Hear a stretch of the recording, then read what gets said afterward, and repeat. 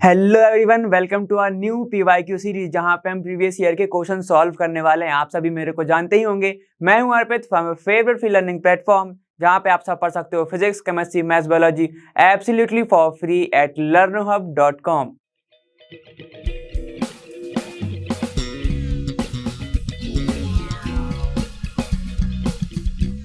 तो इस वीडियो में हमारा एम रहेगा कि हम 2017 के पीवाईक्यू सॉल्व करेंगे। सेट ए बी सी सारे देखेंगे, स्टार्ट करेंगे सेट ए से। तो उम्मीद करता हूं कि आप सब मेरे साथ प्रैक्टिस करते चलेंगे। ठीक है, तो बिना कुछ टाइम वेस्ट करे अपन चलते हैं आगे।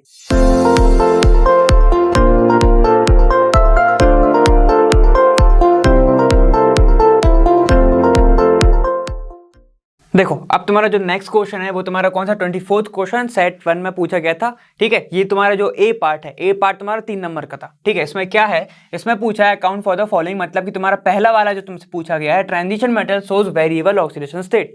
तो हमको पता है ट्रांजिशन मेटल्स मतलब तुम्हारे वही डी ब्लॉक वाले, एफ ब्लॉक वाले। ठीक है, एफ ब्लॉक वाले नहीं, डी ब्लॉक वाले। ठीक है, मतलब कि हम सबको पता है यहां पर क्या होता है, उनकी वेरिएबल होती है ऑक्सीडेशन स्टेट, क्योंकि पार्शियली फिल्ड और बाइटल होते हैं उसके अंदर। ठीक है, कभी पार्शियली फिल्ड रहते हैं। ठीक है, क्योंकि डी ऑर्बिटल के अंदर इलेक्ट्रॉन्स जाते हैं। डी ऑर्बिटल के अंदर कैसे जाएंगे, भाई n-1 डी वाले रूल से। ठीक है, तो इनके अंदर बहुत ही क्या होता है, अलग अलग किस्म के जाते हैं इलेक्ट्रॉन्स, मतलब कभी ज्यादा जाएंगे कभी कम जाएंगे। जैसे कि मैं तुम्हें बताता हूं। ठीक है, जैसे कि तुम्हारे एक एग्जांपल ले लो Fe3+ और एक ले लो Fe2+, यही ले लो। ठीक है, तो हमें ये देखने मिल रहा है कि आयरन के दो ऑक्सीडेशन स्टेट है। ठीक है, एक है तुम्हारा 3+, एक है तुम्हारा 2+।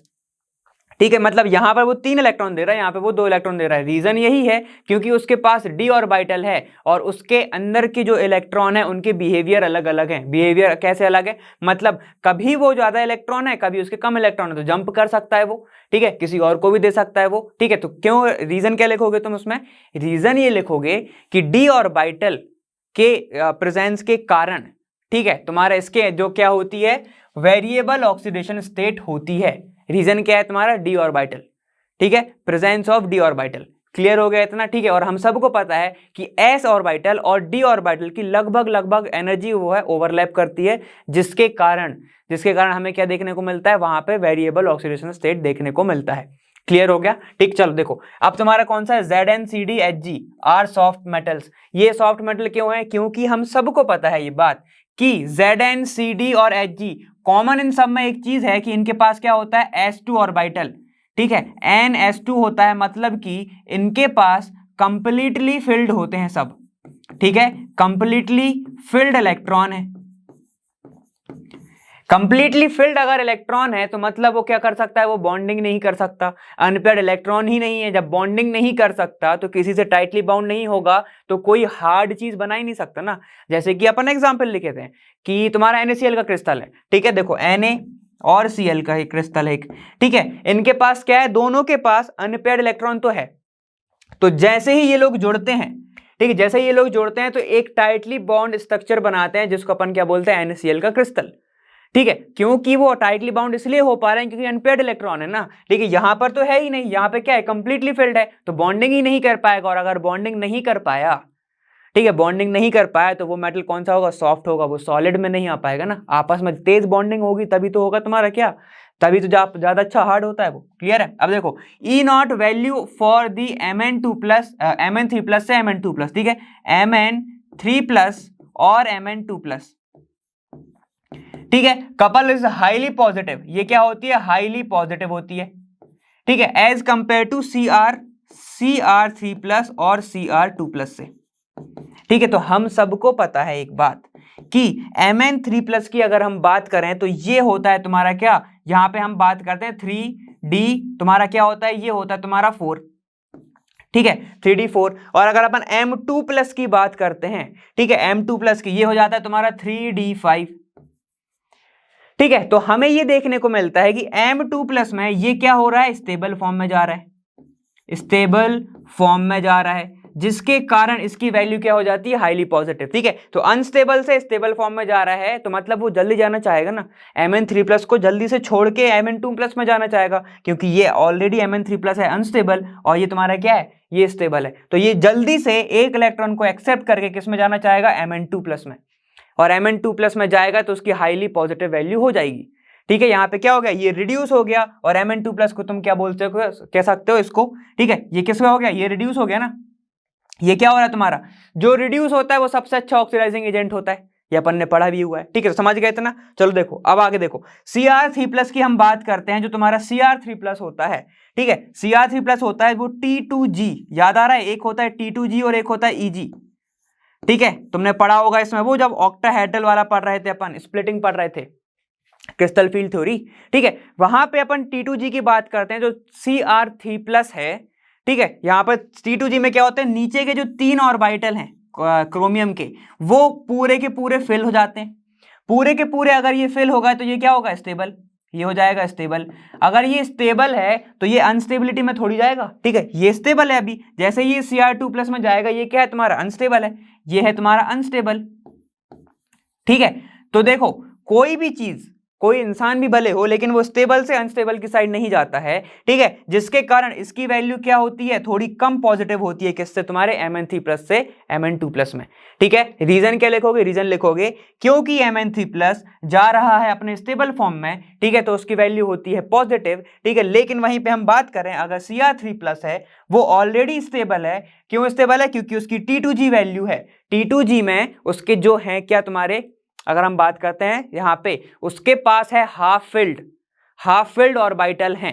क्लियर है, तो वो ऑलरेडी स्टेबल है, वो अनस्टेबल में नहीं जाएगा, जिसके कारण उसकी वैल्यू ज्यादा पॉजिटिव नहीं होगी।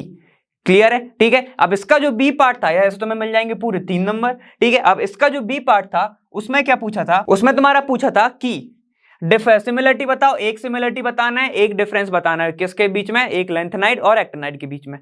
क्लियर है। ठीक है, तो चलो देख लेते हैं। यहां पर जो तुम्हारा लास्ट इलेक्ट्रॉन है वो किस में जाता है, 4f में, और यहां पे जाता है 5f में। ठीक है, एक्टिनाइड में कहां जाता है, 5f में लास्ट ऑर्बिटल जाता है, लास्ट इलेक्ट्रॉन जाता है, और यहां पर लेंथेनाइड में जाता है 4f में। क्लियर, चलो देखो, most of them are colourless, जितने ज्यादातर तुम्हारे जो लेंथेनाइड होते हैं वो होते हैं कलरलेस। ठीक है, और ये होते हैं कलर्ड कंपाउंड। ठीक है, चलो देखो, अब बिसाइड 3, ठीक है, अगर हम बात करें 3 ऑक्सीडेशन के अलावा, लेंथेनाइड जो है वो 2 ऑक्सीडेशन और शो करता है, +3, +2 और +4। ठीक है, ये 2 और शो करता है। चलो देखो, और अगर अपन बात करते हैं किसकी, एक्टिनाइड में, तो वो +3 के अलावा और भी ऑक्सीडेशन स्टेट का शो करता है। कौन से, जैसे +4, 5, 6 और ये तुम्हारा 7। ठीक है, तो तुम ये इनमें से कोई डिफरेंस लिख सकते हो, और हम सबको पता है ये किस में आते हैं, सारे के सारे एक सिमिलरिटी लिखनी है ना, तो तुम लिख सकते हो लेंथेनाइड और एक्टिनाइड दोनों के दोनों क्या है, एफ ब्लॉक एलिमेंट है। तो ये तुम एक सिमिलरिटी लिख सकते हो, उससे सिमिलरिटी चाहिए, उससे ये मतलब नहीं कितना अच्छा आंसर आ रहा है। क्लियर हो गया। ठीक है, तो ये तुम ऐसे लेके आओगे, तुम्हारे पूरे के पूरे 5 नंबर हो जाएंगे। यहां से तुम्हें 2 नंबर मिलेगा, पीछे से तुम्हें 3 नंबर मिलेंगे। क्लियर है। चलो अब आगे देखो, अब है तुम्हारा 24th का और वाला क्वेश्चन, लगभग सेम ही क्वेश्चन है। ठीक है, तो इसमें क्या पूछा था, इसमें पूछा था following are the transition metal ions of 3D series. 3D series के ट्रांजिशन मेटल के कुछ आयंस दिए हुए हैं। यहाँ पे क्या है देखो, Ti4+, V2+, Mn3+ और Cr3+। ठीक है, क्लियर है। चलो देखो, मतलब अपन ने 2 के बारे में तो अपन पढ़ ही चुके हैं, 2 और एक्स्ट्रा आ गए। चलो देख ले तब क्या पूछा है। Answer the following, which ion is most stable in an aqueous solution and why. इनमें से कौन सा आयन ज्यादा स्टेबल होगा, तो हम सबको पता है। अभी अपन ने किसकी बात करी थी, Cr3+ की। इसमें क्या बोला था, इसकी T2G वैल्यू अच्छी होती है। T2G वैल्यू में इसमें क्या होता है, इसमें होते हैं तुम्हारे half filled d orbital.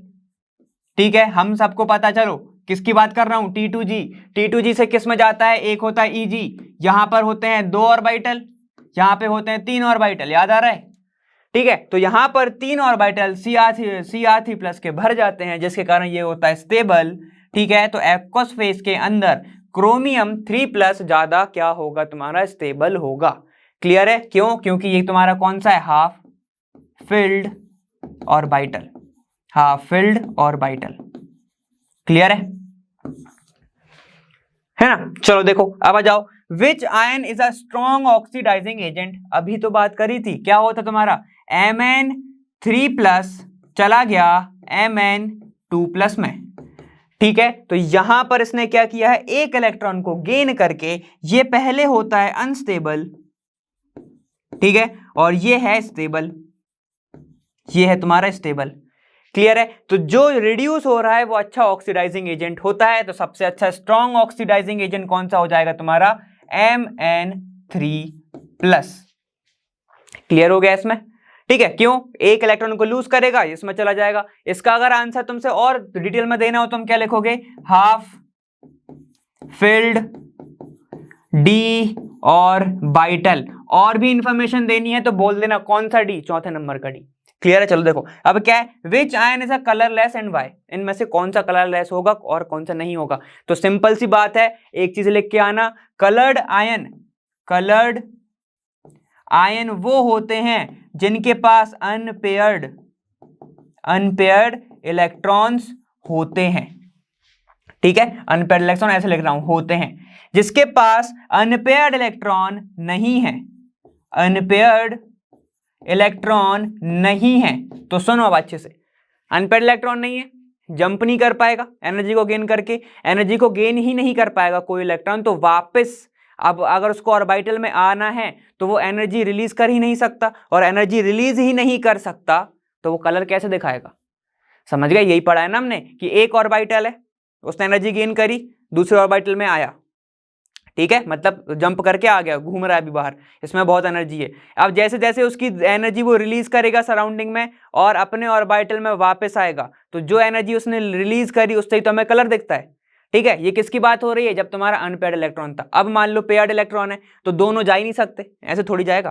Clear हो गया ना? तो यहाँ पे अनपेयर्ड इलेक्ट्रॉन किसके पास नहीं है, बस वो तो तुम्हें निकालना है। चलो अपन देख लेते हैं। यहाँ पे Ti4+ लिखा है, ऑक्सीडेशन नंबर है 22। ठीक है, और ऑक्सीडेशन नंबर कह रहा हूं, एटॉमिक नंबर है 22। ठीक है, तो 22 इसके पास नॉर्मली प्रेजेंट थे, 4 इलेक्ट्रॉन इसने दे दिए, बचे 18। ठीक है, तो इसको जरा तुम सबसे पहले इलेक्ट्रॉनिक कॉन्फ़िगरेशन लिखो पूरा, तुम्हें तभी समझ में आ जाएगा। देखो ऐसे 1s2, ठीक है, 2s2, फिर लिखोगे 2p6, ठीक है, 3s2। चलो कितने होगा यहाँ पे? 2, यहाँ पे 2 2 4, ये 10, और यहाँ पे कितने होगा? 12। अब बचा क्या? 6 ही तो बचे। ठीक है, 6 बचे तो क्या लिखोगे तुम? 3p6। तो हाँ, यहाँ पर इसके 18 इलेक्ट्रॉन्स हो रहे हैं खत्म, 18 इलेक्ट्रॉन यहाँ पे खत्म। ठीक है, तो हमें ये देखने को मिल रहा है, इसने p में 6 इलेक्ट्रॉन जा सकते हैं, p में 6 इलेक्ट्रॉन है, s में 2 इलेक्ट्रॉन जा सकते हैं, उसमें भी 2 इलेक्ट्रॉन है। ठीक है, तो सारे के सारे पेयर्ड हैं। ठीक है, मतलब अनपेयर कोई नहीं है, अनपेयर कोई नहीं है तो क्या ये कलर शो करेगा? बिल्कुल नहीं करेगा। तो इसका आंसर क्या होगा तुम्हारा? Ti4+। y में क्या लिखोगे? नो अनपेयर्ड इलेक्ट्रॉन, खत्म। ठीक है, अब देखो तुम्हारा कंप्लीट दी फॉलोइंग इक्वेशन। तो अब इस इक्वेशन को कंप्लीट करना है, इसके लिए मैं इसको पूरे को हटा रहा हूं। ठीक है, सबको समझ में आ गया होगा अभी तक। अब अपन इक्वेशन पूरी करते हैं। देखो अब इक्वेशन कौन सी तुम्हारी? 2MnO4 + 16H+ जा रहे हैं 5s2 के साथ रिएक्शन हो रही है, तो ये यहाँ पे क्या बनाएगा? यहां बनाता है Mn2+, ठीक है, प्लस, ठीक है, साथ ही साथ ये O ये H बना लेगा वाटर। कैसे बनाओगे? H2O। ये तुम्हारे सल्फर है, ये आपस में रिएक्ट करके क्या बनाएगा? S, सल्फर नॉर्मल निकल जाएगा। बैलेंस करना है, बैलेंस कर लो। हाइड्रोजन कितने हैं? 16, यहाँ पे है 2, तो 8 का इंटू कर दूं तो कितने हो जाएगा? यहाँ पे 16। अब 8 ऑक्सीजन यहाँ पे होने चाहिए, तो यहाँ पे कितने? देखो 2 × 4 कितने? 8 ऑक्सीजन। क्लियर है? अब देखो 5 यहाँ पे सल्फर है, 5 यहाँ पे सल्फर है, खत्म। ठीक है, तो ये तुम्हारी रिएक्शन हो जाएगी। अब चलो आगे चलो। अब KMnO4 को हीट कर दूं अगर, तो यहाँ पे क्या मिलेगा? देखो 2 मोल है, तो क्या बनेगा? K2MnO4 प्लस, साथ ही साथ क्या निकलने वाला है? 2 है ना, 2 है ना, तो एक Mn बच गया, एक Mn बनाएगा MnO2। अब चलो और निकालो। 2 यहाँ पे कितने? 4 ऑक्सीजन है, यहाँ पे 2 ऑक्सीजन है, 6 हो गए। यहाँ पे कितने हैं? 2 × 4 मतलब 8 हैं, तो क्या निकाल दोगे? O2 बाहर। ठीक है, 2 4 और ये 4 8, खत्म। तो ये वाली तुम्हारी इक्वेशन हो गई। सारे ओवरऑल आंसर लिख लो एक ही बार में, फिर स्क्रीनशॉट ले लेना। विच आयन इज मोस्ट स्टेबल? कौन सा? Cr3+। ठीक है, क्यों? क्योंकि यहाँ पे क्या था? हाफ फिल्ड था। रीजन लिख रहा हूं, हाफ फिल्ड। ठीक है, हाफ फिल्ड और बाइटल। ठीक है, चलो देखो यहाँ which ion is strong oxidising agent? यहाँ पे Mn3+ लिखोगे। रीजन क्या लिखोगे यहाँ पे? क्योंकि अनस्टेबल था, स्टेबिलिटी की साइड गया है, स्टेबिलिटी के साइड गया, अप्रोच करा उसने। क्लियर है? चलो देखो विच आयन इज कलरलेस? तो तुम्हारा Ti4+ था। रीजन क्या लिखोगे? क्योंकि नो अनपेयर्ड इलेक्ट्रॉन है, कोई भी अनपेयर्ड इलेक्ट्रॉन नहीं है। क्लियर है? इतना क्लियर? तो ये तुम्हारा पूरा आंसर हो गया, ऐसे लेके आना है, समझाना है तो अच्छे से समझाना। क्लियर है? अब आगे चलते हैं। देखो उसका ही बी पार्ट है तुम्हारा ये, उसमें क्या बोला तुम्हारा, define the following term molality. Molality अभी तो इतना सारा पढ़ क्या है, वही चीजें तुम्हें यहाँ पे पुट करनी, ठीक है? तो कैसे लिखेंगे इसको, मोलैलिटी, मोलैलिटी, ठीक है? मोलैलिटी इज इक्वल टू क्या होता है तुम्हारा, एल वाला है ये, मोलैलिटी मतलब लिटिल, मतलब इसको हम स्मॉल एम से शो करते हैं, स्मॉल एम से शो करते हैं। एल फॉर लीटर, उसका अपोजिट होता है, ठीक है? तो क्या होता है, मोल्स ऑफ सॉल्यूट अपॉन, ठीक है, टोटल मास ऑफ तुम्हारा सॉल्वेंट इनटू, अगर सॉल्वेंट तुम्हारा ग्राम में है तो ठीक, मतलब केजी में है तो ठीक है, अगर नहीं है तो इनटू 1000 से कर देना ऊपर, खत्म। ये तुम्हारा मोलालिटी हो जाएगा, ठीक है? इसको और ओपन अप करके लिखना है तो क्या लिखोगे, small M is equal to क्या हो जाएगा, given weight of solute upon molecular weight of solute into mass of solvent, जो कि ग्राम में है, इनटू हो जाएगा 1000 से, ठीक है? तो ये हो जाएगा तुम्हारा मोलैलिटी, खत्म।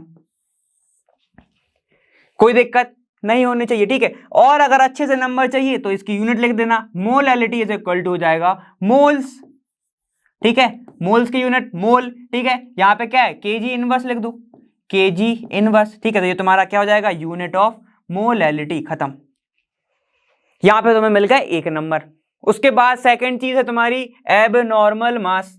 एबनॉर्मल मास नाम से ही समझ में आ रहा है कि जब भी किसी भी कंपाउंड का मास निकाला जा रहा हो, उससे उसका जो मास है वो कम आए या ज्यादा आए, उसको हम बोलते हैं एबनॉर्मल मास। ये किस में देखा गया था, वेंट ऑफ वाले फैक्टर में देखा गया था, ठीक है? वेंट ऑफ क्या बोलता है तुम्हारा, आई से शो करते हैं जिसको, कि तुम्हारा normal mass upon abnormal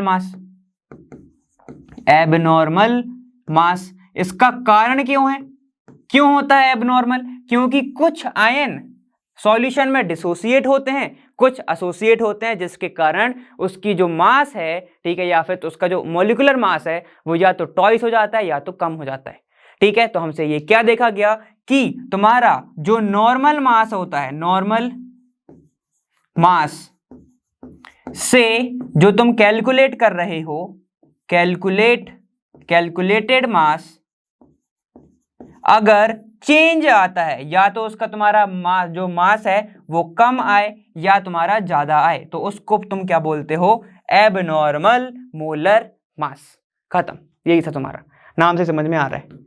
clear है? यहाँ पे तुम्हें पूरे 5 नंबर पक्के। चलो अब आगे चलते हैं। देखो अब इसका जो बी पार्ट है, मतलब तुम्हारा और में जो क्वेश्चन पूछा गया था वो क्या था, 30 gram of urea is dissolve in 846 gram of water, ठीक है?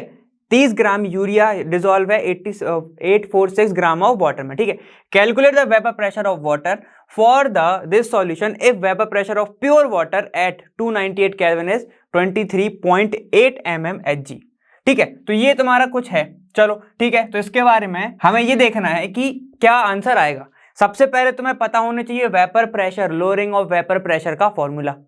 सिंपल सी बात है, वो क्या होता है तुम्हारा लोअरिंग ऑफ वेपर प्रेशर। अगर मैं बात कर रहा हूं लोअरिंग मतलब पी नॉट ए माइनस, यहाँ पे क्या होगा पी नॉट सॉल्यूशन का, ठीक है? ये है तुम्हारे प्योर सॉल्वेंट का पी नॉट ए, ठीक है? तो ऐसे लिख देता हूं मैं इसको, अपॉन तुम्हारा क्या होगा रिलेटिव लोअरिंग में क्या हो जाएगा, पी नॉट से तुम फिर से डिवाइड कर दोगे पी नॉट ए इससे, ठीक है? ये तुम्हारा क्या होता है relative lowering of vapour pressure is equal to हमेशा होता है ये किसके, सॉल्यूट के, किसके, मोल फ्रैक्शन के इक्वल में। सबको पता है ये बात अब तो, ठीक है? बहुत टाइम से पढ़ते आए हैं, ठीक है? जहां पर देखो हमारे पास प्योर का वाटर का 298 दिया हुआ है, मतलब 298 केल्विन पर 23.8 गिवन है, ठीक है? हमें कब निकालना है, जब सॉल्यूशन का जो है हमें वो निकालना है। कैसे निकालेंगे हम, सबसे पहले तो चाई बी को थोड़ा सा अपन कर लेते हैं एक्सप्लोर। चाई बी इज इक्वल टू क्या होता है, N B N A plus N B,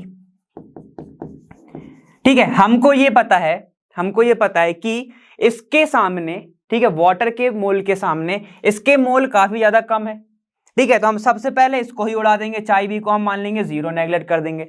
हर जगह यही होता है, ज्यादातर फॉर्मूला तुम्हारा कौन सा वाला लगेगा वो बताता हूं। देखो ये वाला फॉर्मूला लगता है P not a minus P not P S, ठीक है? नॉट नहीं आएगा यहाँ पे, अपॉन पी नॉट ए, ठीक है, इज इक्वल टू ज्यादातर ये वाला लगता है एन बी अपॉन तुम्हारा लगेगा फिर एन ए, खत्म, क्योंकि ज्यादातर तुम्हारे सॉल्यूट का एक तो वेपर प्रेशर ज्यादा नहीं बनेगा, ठीक है, क्योंकि अगर नॉन वोलेटाइल होगा तो नहीं बनेगा, ठीक, पहली चीज। दूसरी चीज, सॉल्यूट का जो अमाउंट है वो इतना कम होता है सॉल्वेंट के सामने कि उसको हम जीरो मान लेते हैं, ठीक है। लेके आओगे, अगर इसको भी तुम ऐड करोगे तो लगभग वहीं पहुंचोगे, लेकिन अब पहले ही इजी चल लेंगे तो हम पहले इसको हटा देते हैं, ठीक है। इतना समझ में आ गया, क्लियर है। अब बाकी की सारी चीजें पुट कर दो। प्योर का हमारे पास है 23.8 माइनस अपॉन लिख दो 23.8, ठीक है। हमें इसका निकालना है, पीएस लिख दिया इसका, ठीक है, इज इक्वल टू मोल। मोल कैसे निकालोगे? मॉलिक्यूलर वेट, मतलब given weight of solute upon molecular weight of solute into, अगर ये इसको मैं ऊपर लेके आऊं तो ये उल्टे में ऊपर आएगा, ठीक है। इसका क्या हो जाएगा? Molecular weight of solvent upon given weight of solvent, ठीक है। तो गिवन वेट कितना होगा? गिवन वेट ऑफ सॉल्वेंट, ऐसा, ठीक है। सारी वैल्यूज को पुट करके देख लेते हैं, ठीक है। 23.8, तो इसको जैसे कहते ऐसा रखो, यहां पे देख लेते हैं। गिवन वेट ऑफ सॉल्यूट कितना दिया तुम्हें? 30 ग्राम, तो रख दो 30 ग्राम अपॉन क्या तुम्हारे पास मॉलिक्यूलर वेट यूरिया का है, यहां पे देखो ये लिखा है मॉलिक्यूलर वेट ऑफ यूरिया कितना है? 60, तो 60 रख दिया, ठीक है। पहले दिख गया 1/2 से पहले ही कट हो गया, ठीक है, इनटू, ठीक है। यहां पर MA और तुम्हें WA देखना है। मॉलिक्यूलर वेट ऑफ सॉल्वेंट क्या है? वाटर, ठीक है। तो क्या आएगा तुम्हारा? देखो यहां पर आ जाएगा 10 ग्राम, मतलब 18 ग्राम। वाटर का कितना होता है? H2O, 16 + 1 + 1 कितना हो गया? 18, ठीक है। अपॉन यहां पर गिवन वेट कितना दिया तुम्हें? 846 ग्राम, 846 ग्राम, ये हो गया, क्लियर। कोई दिक्कत यहां तक? कोई दिक्कत नहीं आई होगी, ठीक है। इसको इससे काट दो, ये बचा 9, क्लियर हो गया, ठीक है। तो अब देखो यहां पर क्या आएगा तुम्हारा, ऐसे, ठीक है। 23.8 माइनस सॉल्वेंट का जिसका तुम्हें निकालना है सॉल्यूशन का, ठीक है, 23.8 इज इक्वल टू, यहां पे कितना हो गया तुम्हारा? 9/846, ठीक है। देखो 30 था, 60 था, 1/2 हो गया, 2 से अपन ने 18 को काट दिया, 9/846 आ गया, क्लियर है। यहां पे कोई दिक्कत हुई समझने में? कोई दिक्कत नहीं ना, ठीक है। अब देखो यहां पे करो, क्रॉस मल्टीप्लाई कर दो, पीएस की वैल्यू निकालो, ठीक है। यहां पे कितना आएगा? 846, ठीक है, 23.8 minus PS is equal to 9 × 23.8, इतना आएगा, ठीक है। पीएस की वैल्यू निकालेंगे यहां से, देखो 23.8 minus PS is equal to कितना हो जाएगा? 9 × 23.8 बाय 846, क्लियर है यहां पे? बस अब कुछ नहीं करना, इसको डिवाइड कर दिया हमने, कितना आएगा देखो? 23.8 minus PS is equal to जाएगा 0.2531 में, ठीक है। अब कुछ देखो, ये तो बन गया तुम्हारा इक्वेशन। अब पीएस की वैल्यू तो निकाल ही सकते हो, पीएस को उधर ले जाओ, इसको इससे माइनस कर दो, 23.8 माइनस 235, ये आ जाएगा तुम्हारा कितना? 23.55, ठीक है। तो यहां पर सॉल्यूशन का तुम्हारा पास आ गया 23.55 प्रेशर। मतलब जब प्योर वाटर का था तो 23.8 था, जैसे ही तुमने उसमें यूरिया मिला दिया, उसका वेपर प्रेशर कम होके कितना हो गया? 23.55 हो गया, समझ रहे हो? देखो यहां पर ये वाला प्रेशर ज्यादा है, ये वाला प्रेशर कम है, और हमेशा प्योर का ज्यादा होता है वेपर प्रेशर, पता पड़ा है ना हमने? तो प्योर का ज्यादा होता है, इसलिए तो हम देखो प्योर से ही तो माइनस करते हैं अपन। अगर तुम्हारा सॉल्यूशन का वेपर प्रेशर ज्यादा होता तो क्या लिखते हैं हम? PS माइनस P0A, ऐसे लिखते ना, क्लियर हो गया यहाँ पे? तो ये तुम्हारा आंसर हो गया, ठीक। अब उसके बाद सेकंड बी पार्ट तुमसे क्या पूछा है? Write two difference between ideal solution and non ideal solution. तो इसके बारे में सबको पता है, फिर भी देख लेते हैं। देखो आइडियल सॉल्यूशन जो कि क्या करता है? डिफरेंस लिखना है ना, तो सबसे पहला डिफरेंस तो सबके पता है, जो ओबे करे रॉल्स लॉ, ठीक है। क्या होता है Rawls law? RAULTS, Rawls law को क्या करे? ओबे करे, तो वो होता है आइडियल सॉल्यूशन। नॉन आइडियल से क्या करता है? Do not obey Rawls law, RAULTS law, ठीक है। जो रॉल्स लॉ को फॉलो करे वो आइडियल, जो ना करे वो नॉन आइडियल, ठीक है। सबसे मेन चीज, ठीक है, जिसके कारण तुम्हारे आगे इसके अंदर के डिफरेंस निकल के आते हैं, ठीक है। आइडियल सॉल्यूशन में जो इंट्रैक्शन है वो सेम होता है, कैसे इंटरेक्शन की बात कर रहा हूं, मान लो ए था और ए था, वो रिएक्ट कर रहा था बी वाले से, ठीक है। तो जो तुम्हारा ए और बी बनेगा, इन दोनों का जो इंटरेक्शन है वो लगभग सेम होगा। मतलब इंटरेक्शन के बाद मतलब समझो कि इन दोनों की जो बॉन्डिंग जितनी ज्यादा स्ट्रांग है उतनी ज्यादा स्ट्रांग ए बी की भी होगी। समझ गए ना? मतलब जितना टेम्परेचर इनको तोड़ने में लगेगा उतना ही टेम्परेचर इनको भी तोड़ने में लगेगा, ए बी को। समझ गए इतना? देखो फिर से समझ लो, ए को तोड़ने में जितना टेम्परेचर लगा, बी को तोड़ने में जितना टेम्परेचर लगा, सेम टेम्परेचर ए बी को तोड़ने में लगेगा। मैं ऐसा कह रहा हूं। समझ गए? ये इंटरेक्शन की बात हो गई। लेकिन नॉन आइडियल सॉल्यूशन में ऐसा नहीं होता। ऐसा नहीं होता इसलिए कारण से ये दो चीज में डिवाइड हो जाते हैं, पॉजिटिव डेविएशन और नेगेटिव डेविएशन में। ठीक है, देखिए दो चीजें होती हैं यहाँ पे। एक होता है नेगेटिव डेविएशन, मतलब जब ए और ए ने रिएक्ट करा बी और बी के साथ और बनाया ए और बी, ठीक है। तो अगर ए और ए का जो इंटरेक्शन था वो वीक था, लेकिन ए और बी का इंटरेक्शन काफी ज्यादा स्ट्रांग है, मतलब ये वाले बॉन्ड काफी टाइटली बाउंड हैं और ये वाले एकदम वीकली बाउंड हैं, तो इनको टेम्परेचर देने में टाइम नहीं लगेगा, टूटने में टाइम नहीं लगेगा। लेकिन जैसे ही सॉल्यूशन बन गया ए और बी का, अब तुम टेम्परेचर दोगे तो बहुत ज्यादा टेम्परेचर तुम्हें देना पड़ेगा, तब जाके वेपर बनेगा। और हमें पता है बॉइलिंग पॉइंट इनवर्सली प्रोपोर्शनल होता है वेपर प्रेशर के, ठीक है। मतलब इनका बॉन्ड बहुत देर में टूटेगा, देर में टूटेगा तो वेपर कम बनेगी। समझ गए? इसी को बोलते हैं हम नेगेटिव डेविएशन। नेगेटिव डेविएशन उल्टा कर दो, ठीक है। इन लोगों का बॉन्ड अच्छा खासा था ए और ए का, जैसे ही सॉल्यूशन बना तो ए और बी का वीक बॉन्ड बन गया, और अगर वीक बॉन्ड बन गया थोड़ा सा टेम्परेचर दोगे तो ज्यादा प्रेशर बनाएगा, ठीक है। तो उसी को हम बोलते हैं क्या? Positive deviation. बस दो चीजें समझा दोगे वो तुम्हारा क्या दे देगा? आंसर दे देगा। बाकी के ये देखो, जितना पूछा जाए उतना लिखा करो, क्योंकि अगर ज्यादा लिखना चाहोगे और थोड़ा सा गलत हो गया तो वो उसमें से नंबर काट लेगा। और एक चीज बता दे रहा हूं एग्जाम की, कि पहले की दो चीजें ज्यादा अच्छे से चेक होती हैं। मतलब अगर तुमने Ni2 लिखा है, उसने ऐसे दे दिया, देखो जैसे ये लिखा है ना डिफरेंस 2, तो ऊपर के दो ज्यादा सही होंगे अगर तुम्हारे, तो उसी को नंबर देगा। ऐसा नहीं होगा कि एक सही लिखा, दूसरा गलत लिख दिया, तीसरा फिर सही लिख दिया, तो उन दो में से नंबर नहीं देगा। पहले के दो चेक होते हैं। समझिए, जितना पूछा जाता है पहले का चेक होता है, यही बोल रहा हूँ। क्लियर है? इतना समझ में आ गया? ठीक है, तो ये तुम्हारे मिल गए, तुम्हारे ये पूरा का पूरा सॉल्व हो गया, तुम्हें आंसर मिल जाएगा, नंबर मिल जाएगा, और एग्जाम्पल जरूर लिख के आना। क्लियर है? अब आगे चलो। देखो 26 क्वेश्चन है, right the products in the following reactions. ठीक है, यहाँ पर ये 5 नंबर में पूछा गया, और मैं तुमसे बोलूंगा ये प्लीज 5 नंबर बिल्कुल मत छोड़ना, बहुत ईजी है। ठीक है, यहाँ पे देखो एससीएन के साथ रिएक्ट कर रहा है, कुछ मत करो, यहाँ प्लस यहाँ नेगेटिव करो, इसके ऊपर बॉन्ड ट्रांसफर कर देना। ठीक है, तो क्या बनेगा? देखो यहाँ पे ऐसा बनेगा, ध्यान से देखो, ऐसा ही दिया है। ठीक है, इसके ऊपर बॉन्ड ट्रांसफर तो माइनस चार्ज आ गया। ठीक है, H प्लस घूम रहा है, साइनाइड माइनस घूम रहा है। ठीक है, तो यहाँ प्लस यहाँ नेगेटिव, बाकी का पूरा जोड़ दो, नेगेटिव के पास पॉजिटिव जोड़ दो, CN के पास इसको जोड़ दो। ठीक है, तो क्या बनेगा? देखो ऐसा, ये तुम्हारा साइक्लोहेक्सेन, यहाँ पर तुम्हारा जुड़ जाएगा OH और यहाँ जुड़ जाएगा साइनाइड, खत्म आंसर। प्रोडक्ट इसलिए कह रहा हूं इनको मत छोड़ के आना। ठीक है, अब देखो बी वाला पार्ट, सेकंड वाला पार्ट बोल रहा है जब इनकी रिएक्शन हो रही है तो ये क्या करता है? डी कार्बोक्सिलेशन करता है। ये पूरा NaOH दिख जाए, CaO दिख जाए तो डी कार्बोक्सिलेशन होगा। यहां से क्या निकल जाएगा? देखो Na2CO3, यहाँ पे NaO, यहाँ पे क्या है? देखो एक O और ये एक O, निकाल दो Na2CO3, खत्म बाहर। तो क्या बन जाएगा? देखो सिर्फ पूरा बेंजीन बच जाएगा इधर, खत्म। ठीक है, ये पूरा का पूरा चला गया तो क्या बचा? सिर्फ बेंजीन ही तो बचा।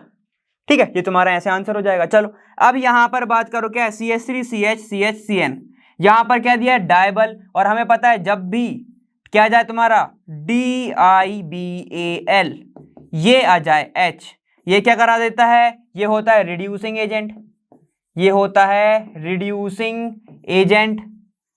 ये हमेशा याद रखना, अगर साइनाइड है और यहाँ पे तुम्हारा डायबल लिख रहा है और H2 लिख दिया तो हमेशा वो एल्डिहाइड बनाएगा। ठीक है, क्या करना है? साइनाइड को हटाना है, एल्डिहाइड बनाना है। कैसे बनाओगे? CH3, यहाँ पर CH डबल बॉन्ड CH, सिर्फ साइनाइड को बदलो, CHO लिख दो, आंसर। ये पूरी की पूरी रिएक्शन है तुम्हारी। ठीक है, ये तो तुम्हारा डी कार्बोक्सिलेशन है, ये तुम्हारा एल्डिहाइड बनाने की प्रिपरेशन हो गई। समझ गए? और एक बात, ये लोग जानबूझ के देते हैं डबल बॉन्ड जिसमें तुम इसको तोड़ दो, लेकिन डायबल नहीं तोड़ता। डायबल सिर्फ साइनाइड को एल्डिहाइड में बदलता है। इतना क्लियर हो गया, ये तुम्हारा बन गया एल्डिहाइड। ठीक है, इतना समझ में आ गया। चलें आगे, चलो अब नेक्स्ट देखते हैं। देखो अब है तुम्हारा कौन सा 26 वाला, वही है उसका बी पार्ट है। ठीक है, देखो 2 नंबर के लिए क्वेश्चन पूछा है। ठीक है, give simple chemical test to distinguish between the following pairs of compound.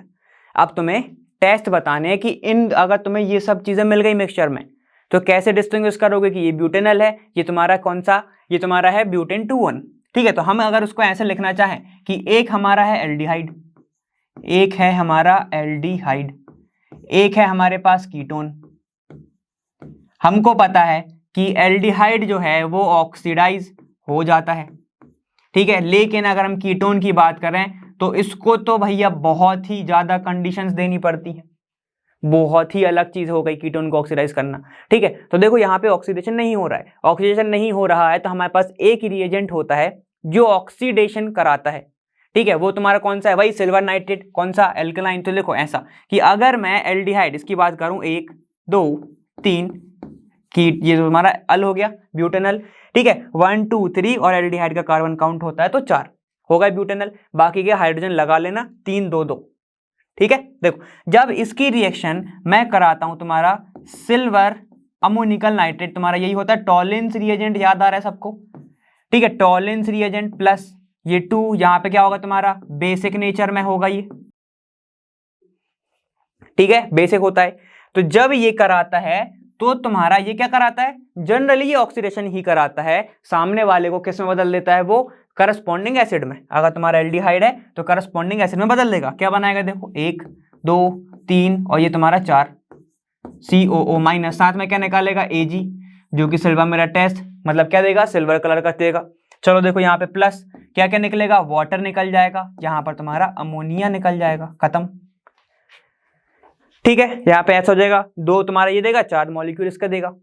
Clear है। लेकिन अगर हम बात करते हैं किसकी, तुम्हारे कीटोन की, क्या होगा 1 2 3। ठीक है, सेकंड पे ओन है तो यहाँ पे ओन लगा दिया मैंने और यहाँ CH3 लिख दिया, बाकी के बैलेंस कर लेना, 3 यहाँ पे 2 हाइड्रोजन।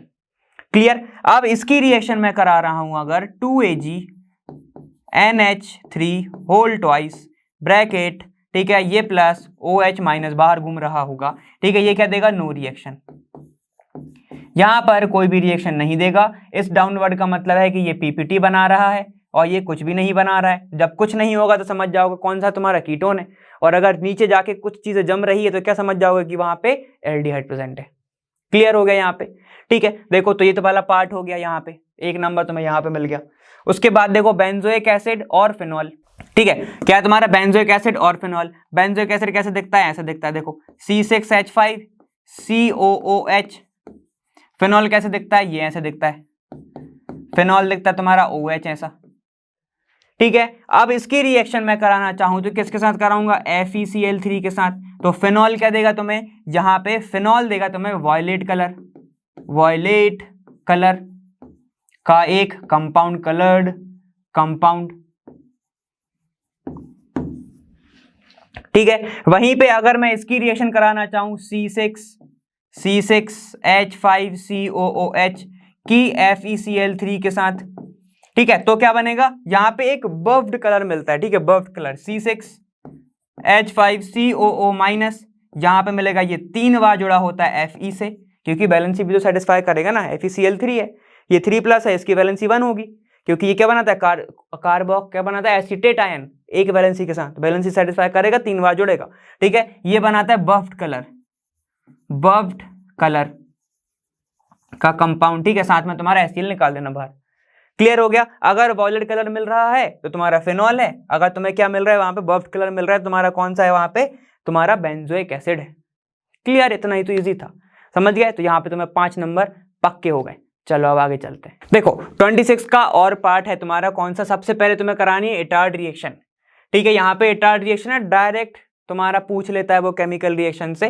ठीक है, नेमिंग रिएक्शन से। इटार्ड रिएक्शन क्या होता है कि अगर तुम टॉलिन की रिएक्शन क्या करा रहे हो, CH3 की रिएक्शन अगर तुम करा रहे हो CrO2Cl2 के साथ in the presence of CS2 या फिर CCl4, ठीक है, तब जाके तुम्हें डायरेक्ट मिलता है एल्डिहाइड।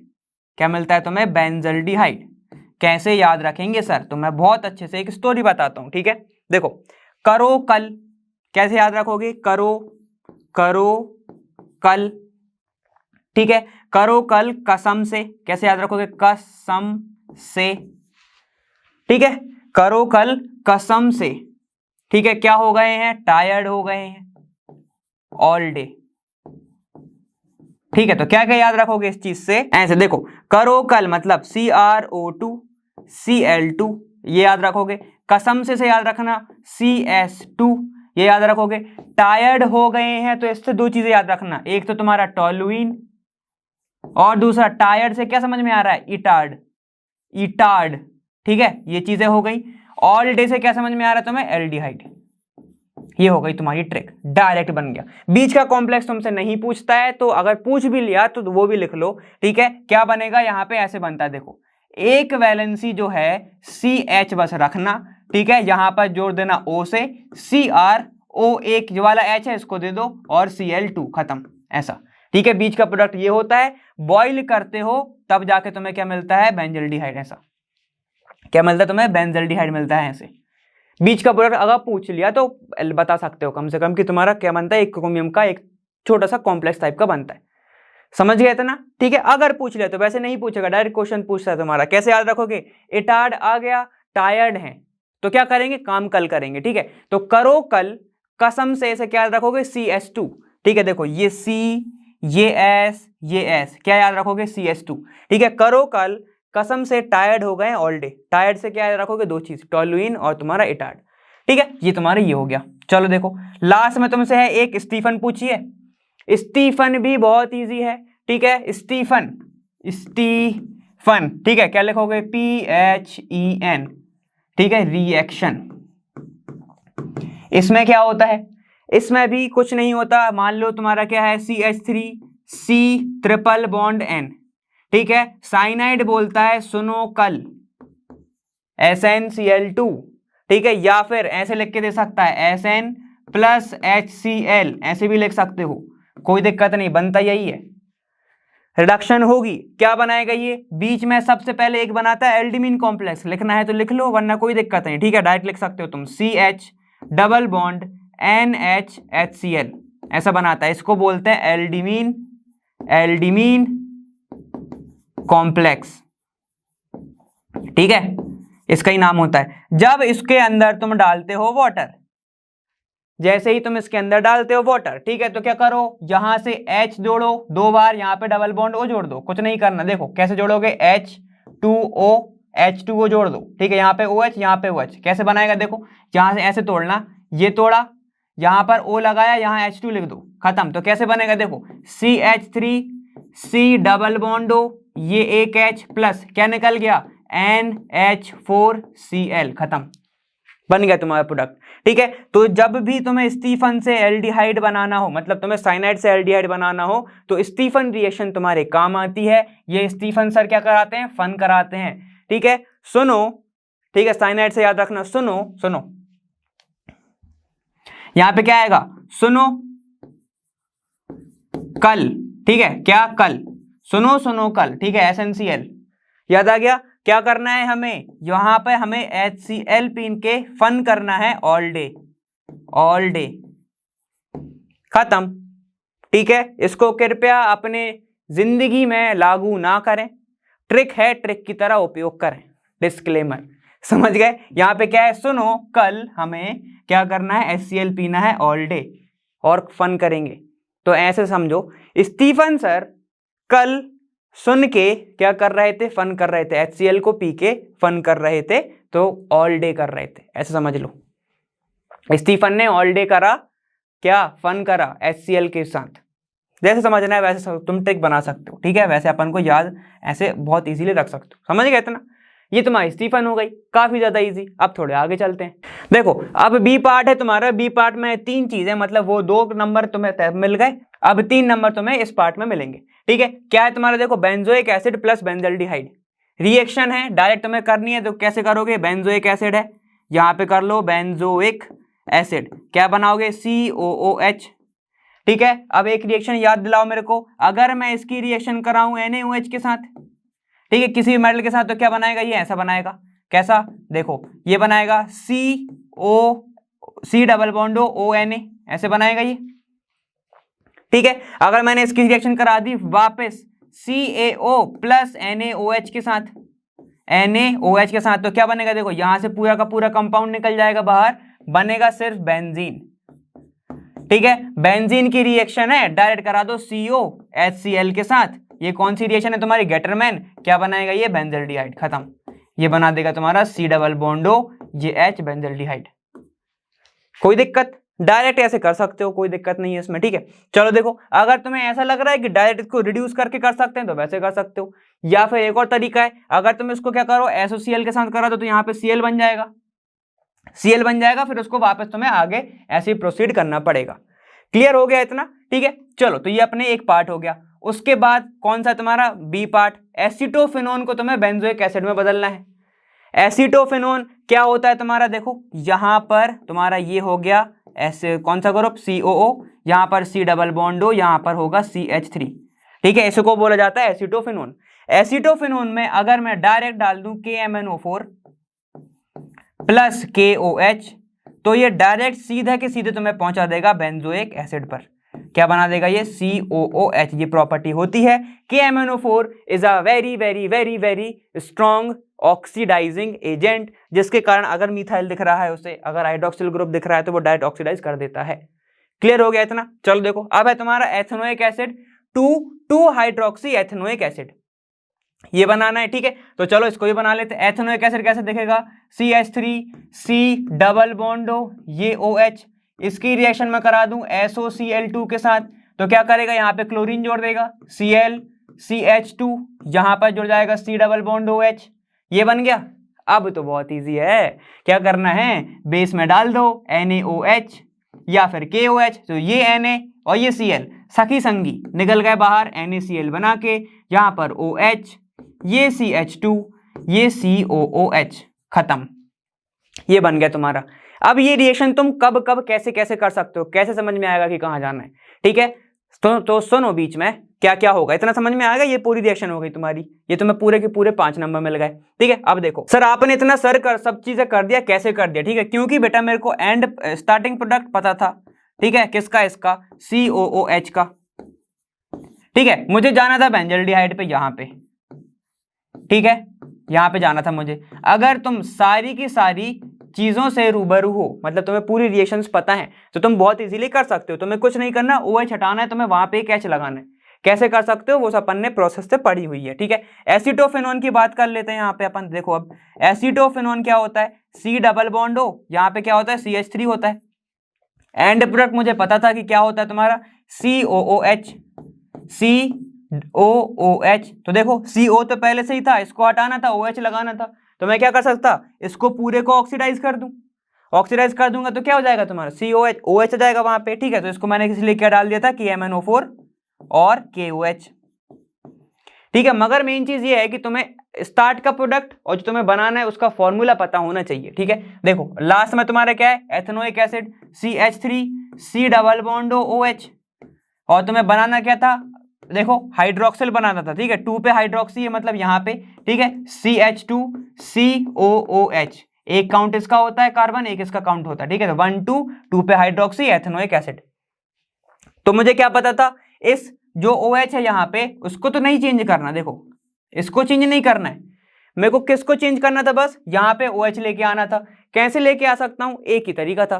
ठीक है, हमेशा एक चीज तो हमेशा याद रखना, इंपॉर्टेंट पॉइंट ऐसे ऐसे लगा के, कि कंपाउंड को तुम्हें क्या करना पड़ेगा, एक्टिवेट, कंपाउंड को हमेशा एक्टिवेट करना पड़ेगा, और एक्टिवेट करने के लिए हम हमेशा क्लोरीनेशन ही करते हैं, क्लोरीनेशन, ज्यादातर तो क्लोरीनेशन ही करते हैं। ठीक है, इसलिए मैंने ऐसे करा, समझ गए। ठीक है, ऐसे चलते रहोगे स्टेप वाइज, 5 नंबर कहीं नहीं जा रहे, आगे चलते हैं। देखो अब तुम्हारा कौन सा क्वेश्चन है, अब तुम्हारा थर्ड क्वेश्चन है, सेट 2 में पूछा गया था। क्या पूछा है इसने, आईयूपीएसी नेम बताना है इस कंपाउंड का। तो सबसे पहले क्या लिखोगे, यहां पर देखो ये क्या है तुम्हारा, ये है तुम्हारा फंक्शनल ग्रुप। ठीक है, ये रहा तुम्हारा फंक्शनल ग्रुप। साइड चेन में क्या है, यहां पर एक तुम्हारी चेन जुड़ी हुई है, ये देखो फिनाइल ग्रुप जुड़ा हुआ है। बाकी का मेन चेन कौन सा हो जाएगा तुम्हारा, ये हो जाएगा मेन चेन। क्लियर है, तो अब आंसर कैसे लिखेंगे, देखो आंसर कैसे लिखोगे, ये तुम्हारा फंक्शनल ग्रुप है, तो एक ये 2, ये 3, ठीक है। तो 3 की चेन है तो क्या लिखूंगा मैं इसको, प्रोप, ठीक है। अभी एन इन आइन नहीं लिखना क्योंकि अपन को देखा नहीं है अभी, ठीक है। तो देखो यहां पर कोई डबल बॉन्ड ट्रिपल बॉन्ड दिख रहा है, या फिर देखो तो यहां पे क्या दिख रहा है तुम्हें, डबल बॉन्ड किस पे दिख रहा है, 2 पे, तो क्या लिखोगे 2 इन, ठीक है। और पहले पे क्या है तुम्हारा OH, तो लिखोगे 1 ऑल, खत्म, ठीक है। क्या रह गया सर ये रह गया, इसको क्या लिखोगे फिर, 3 पे क्या है तुम्हारा फिनाइल ग्रुप है, 3 पे फिनाइल है। चलो फिर से देख लेते हैं एक बार अच्छे से, ठीक है। देखो सबसे पहले हम क्या करते हैं, सिलेक्ट करते हैं selection of longest chain. Selection of longest chain करा 1 2 3, जैसे ही मैंने देखा फंक्शनल ग्रुप है क्या कोई, तो मेरा ये वाली चेन भी बढ़ गई। तो यहाँ पे क्या है, पहले पे ऑल, सबसे लास्ट में लिखा जाता है। जो मेन फंक्शनल ग्रुप होता है ये क्या है तुम्हारा, फंक्शनल ग्रुप, ठीक है। और इसका क्या यूज होता है, सफिक्स। फंक्शनल ग्रुप का नाम क्या है, एल्कोहल, और एल्कोहल का सफिक्स क्या होता है तुम्हारा, ऑल, तो लगा दिया ऑल, ये देखो, ठीक है। अब देखो सेकंड पे क्या है, इन, क्या है, अल्कीन है ये, ठीक, तो इन लिख दिया सेकंड पे। बचा क्या, पूरा नाम लिखा प्रोप, और थर्ड पे क्या था तुम्हारा, ये होता है फिनाइल।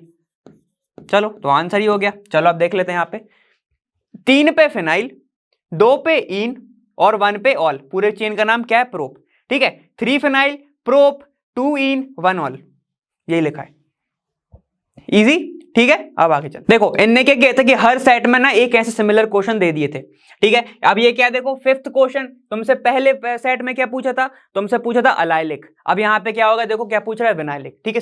सेम ही चीज है, out of this compound and this compound which is an example of vinylic halide, ठीक है। तो विनाइलिक वो होता है जब डबल बॉन्ड के ऊपर डायरेक्टली एक हैलोजन जुड़ा हो, हैलाइड जुड़ा हो, तो उसे क्या बोलोगे, विनाइलिक बोलोगे, ठीक है। तो यहां पे देख लेते हैं, ये वाला भी कंपाउंड अपन ने पढ़ा था, इसको क्या कहते हैं हम, बताओ, इसको क्या बोलते हैं हम, अलाइलिक, अलाइलिक कंपाउंड, ठीक है। कंपाउंड है, नहीं लिखना कंपाउंड, कोई दिक्कत नहीं। यहाँ पे क्या चल रहा है, हैलाइड, तो हैलाइड लिखेंगे। ये क्या है, एलाइलिक हैलाइड। यहाँ की बात कर लो, ये क्या है तुम्हारा, यही लिख के आओगे बस, ये है तुम्हारा डायरेक्टली डबल बॉन्ड जुड़ा हुआ है, डबल बॉन्ड से जुड़ा हुआ है हैलोजन, इसको हम बोलेंगे विनाइलिक, विनाइलिक हैलाइड। तो तुम अगर आंसर लिख के आओगे तो सिर्फ इतना लिखोगे, ऐसा इतना लिखोगे, एरो नहीं बनाना, नीचे कंपाउंड का नाम लिखना, ठीक है, बस ये तुम्हारा आंसर हो जाएगा और 1 नंबर सीधे सीधे वो दे के आगे बढ़ जाएगा। क्लियर है। अब आगे चलते हैं, देखो अब है तुम्हारा कब, 2017 में जो क्वेश्चन पूछा गया था सेट नंबर 2 में, 6th वाला क्वेश्चन लगभग सेम ही है, पूरे किससे, कोऑर्डिनेशन केमिस्ट्री से। क्या पूछा, देखो, यूजिंग आयोपेक नॉर्म्स राइट द फॉर्मूले फॉर द फॉलोइंग, ठीक है। तुम्हारे इसके लिए फॉर्मूले लिखने हैं तुम्हें, तो कैसे लिखोगे, यहाँ पे देखो क्या लिखा है, सबसे पहले ट्रेस, ट्रेस मतलब क्या होता है, 3, ठीक है। यहाँ पे लिखा है इथेन 1,2 डायमाइन, इथेन 1,2 डायमाइन, ठीक है। यहाँ पे तो इसका मतलब क्या होता है, लिख लो सबसे पहले तो इथेन, इथेन 1,2 डायमाइन, डायमाइन मतलब क्या, ये इसको लिखते हैं शॉर्ट फॉर्म में EN, 3 बार प्रेजेंट है तो ब्रैकेट में 3 बार लिखोगे तुम, ठीक है। सबसे पहले इसके बारे में जान लो, ये क्या होता है तुम्हारा, न्यूट्रल कंपाउंड, न्यूट्रल लिगेंड होता है ये। न्यूट्रल लिगेंड का मतलब क्या होता है कि इसका जो ऑक्सीडेशन स्टेट है, ऑक्सीडेशन नंबर क्या होगा इसका, ऑक्सीडेशन नंबर होगा इसका कितना, 0, ऐसा, ठीक है, 0 ऑक्सीडेशन नंबर होगा। जैसे तुम्हारे न्यूट्रल लिगेंड का सारे के सारे का जो ऑक्सीडेशन नंबर होता है वो 0 होता है। क्लियर हो गया इतना, जैसे वाटर हो गया, जैसे अमोनिया हो गया, उन सब के बारे में, ठीक है। चलो देखो अब यहाँ पे तुम्हें कंपाउंड के बारे में बनाना है, तो कैसे बनाओगे, 3 क्रोमियम को सबसे पहले लिखेंगे, एक सेंट्रल एटम है क्रोमियम, ब्रैकेट में 3 बार जोड़ा है तुम्हारा इथेन डायमाइन, तो 2 यहाँ पे 3 लगा दूं, ब्रैकेट बंद, और लास्ट में देखो क्या लिखा है, राइट साइड पे लिखा है क्लोरीन, तो यहाँ पे लिख दो क्लोरीन। ऐसे कितने क्लोरीन प्रेजेंट होंगे ये डिपेंड करता है इसके ऊपर चार्ज कितना है, क्योंकि तुम यहाँ पे जो भी कंपाउंड बनाओगे वो क्या बनाओगे, एकदम न्यूट्रल वाला बनाओगे कंपाउंड, ठीक है। तो इस कंपाउंड के ऊपर जितना चार्ज होगा उतने क्लोरीन यहाँ पे जुड़े होंगे अपोजिट साइन के साथ, ठीक है, अपोजिट चार्ज के साथ। चलो कैसे बताऊं मैं, हमें पता है क्रोमियम, हमें इसका निकालना है, ठीक है, हमें ब्रैकेट का निकालना है, तो मैं x इज इक्वल टू क्या आएगा, ध्यान से देखना, ठीक है। ये इसकी वैलेंसी होती है +3, ठीक है, +3। यहाँ पे क्या होगा, इथेन जो डायमाइन है वो कितना प्रेजेंट है, ध्यान से देखो, इथेन डायमाइन प्रेजेंट है तुम्हारा यहाँ पे 3 × 0, ऐसे 3 × 0 प्रेजेंट है, ठीक है, यहाँ पे क्रोमियम। अब जब इसका यहाँ पे x की वैल्यू निकालोगे तो कितनी आएगी, +3 आएगी, ऐसा 3 × 0 0 ही हो जाएगा, ठीक है। तो इसके ऊपर प्रेजेंट है +3 चार्ज, हमें पता है क्लोरीन की वैलेंसी होती है -1, तो मुझे -3 जोड़ने पड़ेंगे, तब जाके क्या हो जाएगा, ये पूरा कॉम्प्लेक्स न्यूट्रल हो जाएगा। समझ में आ गया? ठीक है, तो तुम्हारा टोटल आंसर क्या होगा, आप उसके बारे में लिख लो। ऐसा होगा, देखो इसका मैं साइड में लिख रहा हूं, ऐसे बनेगा, ये तुम्हारा ब्रैकेट सेंट्रल एटम, ये हो गया ट्रेस 3 बार, इसके ऊपर था पूरे कोऑर्डिनेशन के ऊपर +3 चार्ज, उसको बैलेंस करने के लिए मैंने -3 वाला कंपाउंड लगा दिया क्लोरीन। ठीक है, तो ये तुम्हारा आंसर हो जाएगा। क्लियर हो गया इतना? ठीक है, तो ये हो गया हमारा पहले के बारे में। अब सेकंड के बारे में क्या है, पोटेशियम टेट्राहाइड्रोक्सोजिंकेट। ठीक है, पोटेशियम टेट्राहाइड्रोक्सो तुम्हारे क्या है फिर जिंकेट। तो डायरेक्ट बनाएंगे इसके बारे में। देखो पोटेशियम क्या है, यहाँ पे राइट साइड लिखा है, यहाँ पे लेफ्ट साइड लिखा है, तो ये बाहर आएगा ऐसा।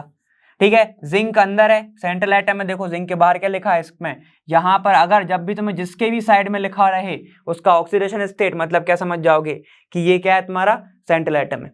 क्लियर है? अब ये बोल रहा है टेट्राहाइड्रोक्सो, टेट्राहाइड्रोक्सो किसके लिए लगाते हैं हम, OH के लिए। ठीक है, 4 बार जुड़ा है ऐसा। अब कितना प्रेजेंट होगा वो डिपेंड करता है, तुम्हें इस यहां से स्टेट निकाल सकते हो। देखो अगर तुम्हें किसी की भी ऑक्सीडेशन स्टेट याद नहीं है तो ध्यान से देखो कंपाउंड। ठीक है, यहाँ पे क्या लिखा है, देखो जिंकेट, मतलब जिंकेट कितना 2, तो यहाँ इसकी वैलेंसी लिख दो 2। ठीक है, इनटू यहाँ पे जाएगा पहले प्लस, यहाँ पे हो जाएगा 4 का इनटू -1 के साथ, क्योंकि -1 होती है OH की। ठीक है, इसको पूरा कैलकुलेट करोगे तो क्या आएगा 2। ठीक है, -4। ठीक है, ये कितना जाएगा -2 इज इक्वल टू K। ठीक है, अब ये पूरे चार्ज कितना आ गया इसके ऊपर, तुम्हारे कोऑर्डिनेशन स्पेयर के ऊपर -2। अब कितना प्लस जोड़ोगे तुम कि -2 स्टेबल हो जाए, तो 2 प्लस जोड़ोगे ऐसा। ठीक है, इसके ऊपर पहले था 2, कितना था -2। ठीक है, इसको बैलेंस करने के लिए मैंने 2 बार पोटेशियम जोड़ा, क्योंकि पोटेशियम की +1 वैलेंसी होती है।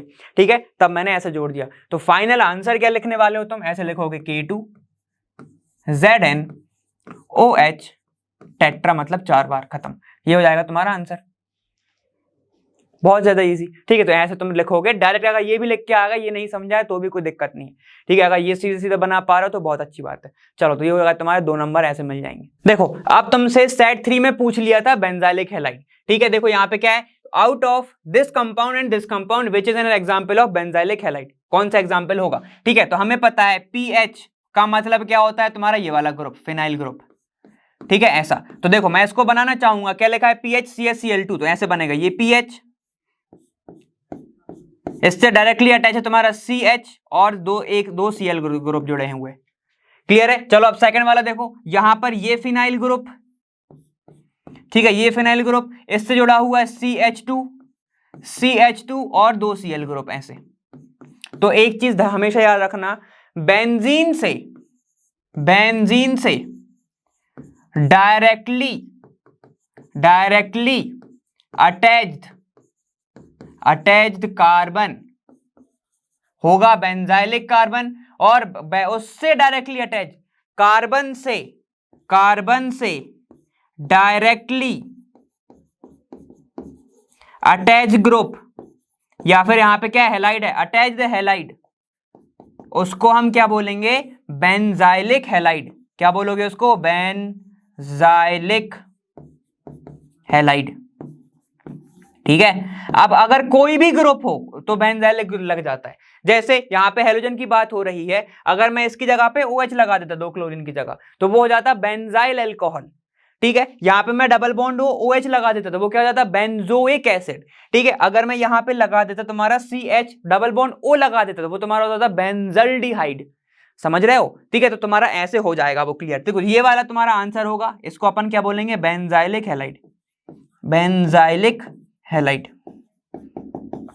ठीक है, इस बात को हमेशा ध्यान रखना, बेंजीन से डायरेक्टली अटैच कार्बन, सुनते चलो, बेंजीन से डायरेक्टली अटैच कार्बन जो भी है, उससे डायरेक्टली अटैच जो भी ग्रुप प्रेजेंट होगा या फिर जो भी हैलोजन ग्रुप होगा, उसे क्या बोलोगे तुम, पूरे कंपाउंड को बेंजाइलिक हैलाइड, बेंजाइलिक हैलाइड। ठीक है, तो ऐसे बना रहा हूं, देखो ये रहा तुम्हारा बेंजाइलिक और ये तुम्हारा क्या है, हैलाइड है। क्लियर हो गया? ठीक है, एक बात देख लो, अच्छे से बता दे रहा हूं, एक बार कलर चेंज करके देखो, ये इतना ग्रुप हो गया तुम्हारा बेंजाइलिक, ऐसा है ना, इसको मैं बोलूंगा बेंजाइलिक, और ये तुम्हारे क्या है, हैलाइड, ये तुम्हारा बन गया हैलाइड, ये बना हैलाइड, ये बना बेंजाइलिक, खत्म, ऐसे लिखना है। ठीक है, 2-3 चीज पढ़ ली हमने, अलाइलिक, विनाइलिक, तुम्हारा बेंजाइलिक। एलाइलिक डबल बॉन्ड से एक बॉन्ड छोड़ के अगर जुड़ा हुआ वो, विनाइलिक डबल बॉन्ड के ऊपर जुड़ा हुआ, और तुम्हारा बेंजाइलिक बेंजीन से डायरेक्टली अटैच जो कार्बन है उससे ग्रुप जुड़ा हुआ बेंजाइलिक। क्लियर है, समझ में आएगा। तो ये तुम्हारे 1 नंबर में आया था, सिर्फ इतना तुम्हें लिख के आना, लेकिन समझाने के लिए थोड़ा सा लंबा कर दिया मैंने। क्लियर है, चलो अब आगे चलते हैं। देखो 1 नंबर वाला क्वेश्चन तुम्हारा क्या पूछ रहा है सेट नंबर 3 में, question number 5, right the IUPAC name of the following compound. ठीक है, कंपाउंड का तुम्हें नाम बताना है। चलो लिख लेते हैं यहाँ पे। क्या है ऐसे, उसको मैं ऐसे लिख रहा हूँ, देखो CH3O, यहाँ पर C, ये CH3, यहाँ पर CH3 और ये CH3। ठीक है, यही कंपाउंड है तुम्हारा। सिलेक्शन ऑफ सबसे पहले लॉन्गेस्ट चेन, 1 2 3 लिख दिया, सिलेक्शन ऑफ लॉन्गेस्ट चेन। ठीक है, राइट हैंड साइड पे तो करनी ही पड़ेगी, कुछ भी कर लो। अब नाम लिखना है तुम्हें, तो क्या लिखोगे, देखो प्रोपेन तुम्हें दिख रहा है, डायरेक्ट लिख दो प्रोपेन, प्रोप एन डायरेक्ट लिखा मैंने। ठीक है, उसके बाद देखो 2 पे क्या मिथाइल है, तो लिखो 2 मिथाइल, और 2 पे क्या है तुम्हारा, देखो मैथॉक्सी है, तो लिखो 2 मैथॉक्सी, खत्म, 2 मैथॉक्सी। आंसर ये हो गया तुम्हारा answer. Selection of longest chain हमेशा अपन को याद रखनी है, तो ये अपनी हो गई सिलेक्शन ऑफ लॉन्गेस्ट चेन। डब्बे के बाहर जो जो है उन सबको नाम दे दो। 2 पे है मिथाइल और 2 पे है मिथॉक्सी, तो लिख दिया मैंने, देखो 2 मिथाइल 2 मैथॉक्सी प्रोपेन। या फिर ऐसे लिख सकते हो, मिथाइल लिख रहा तुमने एक साइड, ठीक है, और फिर क्या लिखोगे, ये पूरा टर्शरी ब्यूटाइल। ठीक है, methyl tertiary butyl ether, methyl tertiary butyl ether, ये वाला लिख के आना। ठीक है, एक ऐसा भी लिख सकते हो मगर मिथाइल, ठीक है, टर्शरी ब्यूटाइल, और फिर तुम्हारा क्या है, ईथर, ईथर वाला ग्रुप है तो ईथर। ठीक है, ये मत लिख के आना, ये लिख के आना, बस मैं बता रहा हूँ। ठीक है, ये देखो ये तुम्हारा पूरा टर्शरी ब्यूटाइल जैसा दिख रहा है, 1 2 3 4, ठीक है ना, तो ये तुम्हारा आंसर ऐसे हो जाएगा।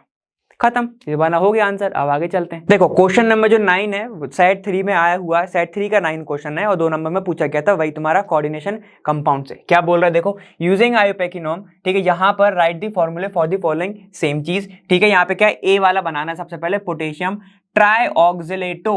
ठीक है, एल्यूमिनेट, तो ऑक्सिलेटो क्या होता है तुम्हारा, C2O4 को हम कहते हैं ऑक्सिलेटो। ठीक है, इसको ही कहते हैं ऑक्सिलेटो। क्लियर हो गया। यहाँ पे क्यों होता है, जैसे वाटर निकाल के चला जाता है, सबको पता है ये बात, तो ठीक है, ऐसे बनता है ऑक्सिलेटो।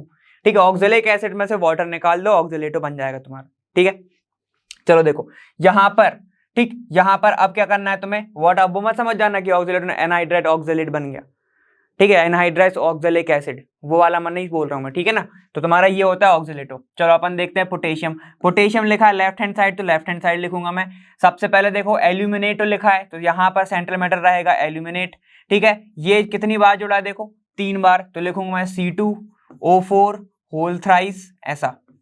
ठीक है, हमें पता है ये क्या होता है, न्यूट्रल, मतलब इसकी पूरी की वैलेंसी 3 है। ठीक है, -3। तो जब अब यहाँ पे देखो लिखा भी हुआ है एल्यूमिनेट की कितनी है, 3 है, तो जब इसको बैलेंस करोगे तो पोटेशियम कितने लगाने पड़ेंगे, 3, तो ये तुम्हारा आंसर हो जाएगा। क्लियर हो गया। चलो अब यहाँ पे देखो ये हो गया तुम्हारा ए वाला। बी वाले का क्या होगा, चलो बी का देख लेते हैं, अब ध्यान से देखना। बी वाला क्या है, डाई क्लोराइडो, मतलब क्लोरीन तुम्हारे 2 प्रेजेंट है। ठीक है, 2 क्लोरीन प्रेजेंट है। ईथेन 1,2 डायमाइन, ठीक है, ईथेन 1,2 डायमाइन। ठीक है, यहाँ पे क्या है, मतलब EN टॉइस प्रेजेंट है। ठीक है, और कोबाल्ट सेंट्रल मेटल है, मतलब CO ऐसा प्रेजेंट है। ठीक है, तो ये तुम्हारा ब्रैकेट हो गया। ठीक है, खत्म, ये तुम्हारा आंसर हो जाएगा। लेकिन अब यहाँ पे प्लस है या नहीं है, क्योंकि हमें ध्यान दो, यहाँ पे क्या लिखा है, क्लोराइडो। जब भी डो कुछ भी लगता है क्लोराइडो, ठीक है, ऐसी चीज, मतलब कहीं ना कहीं पे तुम्हारे स्पेयर के ऊपर कोई चार्ज प्रेजेंट है, तो हमें वो निकालना पड़ेगा। ठीक है, हमको पता है कोबाल्ट की कितनी लिखी है, 3, तो लिख दो यहाँ पे +3। ठीक है, +2 × -1, 2 × -1, क्योंकि क्लोरीन की होती है -1, 2 प्रेजेंट है तो 2 का इंटू किया। ठीक है, यहाँ पे हमको पता है 2 प्रेजेंट है EN, और इसकी जो ये होता है न्यूट्रल लिगेंड, तो इसका इंटू 0 से हो जाएगा।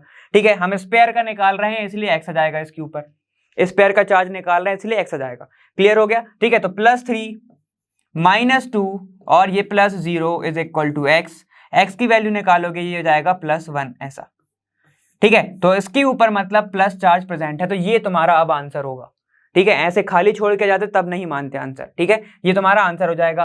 और कई लोग इसको बैलेंस करके भी लिख देते हैं। अगर इसकी साइड में मैं कोई एक ऐसा कंपाउंड लगा दूं जिसकी जो वैलेंसी है वो -1 होती है, ठीक है, जैसे क्लोरीन ही लगा दूं अगर मैं, ठीक है, तो तब ये न्यूट्रल कंपाउंड हो जाएगा। ऐसा लिख दो या ऐसा लिख दो, कोई दिक्कत नहीं है।